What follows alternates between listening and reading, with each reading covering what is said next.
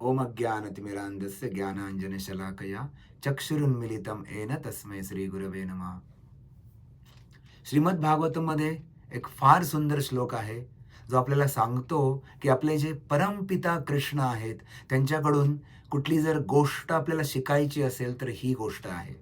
आपण त्यांचे जीव आहोत आणि त्यांचे अंश आहोत. अंश असल्या कारणाने आपण अणू आणि ते विभू आहेत. पण थोड्या मात्रेमध्ये जरी आपण आपल्या ह्या वडिलांच्या पायावर आम्ही असं म्हणतो आपण वडिलांचा हा मार्ग आपण जर अनुसरण केलं ह्या मार्गाचं, तर त्यांची भक्ती करताना आपल्या मार्गामध्ये कुठली विघ्न येणार नाहीत. तर असा सुंदर श्लोक श्रीमद भागवतमच्या प्रथम स्कंदात 11व्या पाठात आणि 36वा हा श्लोक आहे.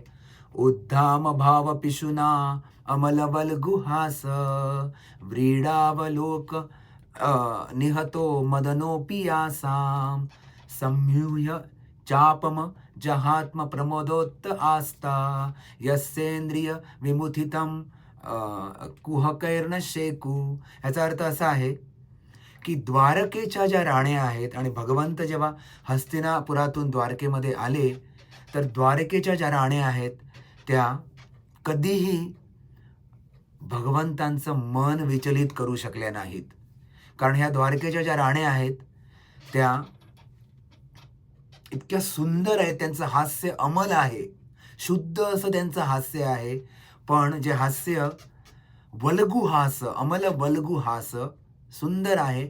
आणि व्रीडावलोक निहितो मदनोपियासाम, जो मदन आहे कामदेव, हा कामदेव सुद्धा बाण घेऊन जातो आणि त्याचा बाण गळून पडतो, इतक्या ह्या राण्या सुंदर आहेत. आणि कृष्णलीलेमध्ये पण माहिती आहे आपल्याला की कृष्णाला सुद्धा आकृष्ट करण्याचा प्रयत्न करतो कामदेव.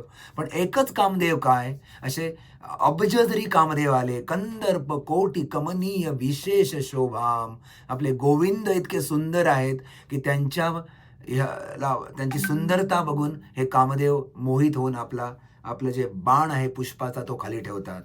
तर या राण्या सुद्धा विचलित होत नाहीत. आणि कामदेवांना नष्ट करणारे शिवजी, जे सर्वात धीर पुरुष म्हटले जातात, ते सुद्धा कधी कधी गोंधळात पडतात. ह्या राण्यांच्या सुंदर त्याला बघून गोंधळात पडतात. आणि अशा असे जे शिवजी आहेत जे गोंधळात पडतात आणि इतकी सुंदरता ह्या राण्यांची आहेत. पण ह्या राण्या सुद्धा आपल्या सुंदर हास्यानी आणि आपल्या साईड लॉंग ग्लान्सेस ज्याला म्हणतो, आपल्या सुंदर अशा नजरेने भगवंतांना काबूत करण्याचा प्रयत्न करतात, पण भगवंत काबूत होत नाहीत. तर आणि उलटं हा कामदेवाचा बाण गळून पडतो त्यांची सुंदरता बघून, पण भगवंत थोडे देखील विचलित होत नाहीत. तर ही आपल्या भगवंताची एक महान असा हा गुण आहे, जो आपल्या वडिलांकडून आपण शिकू शकतो.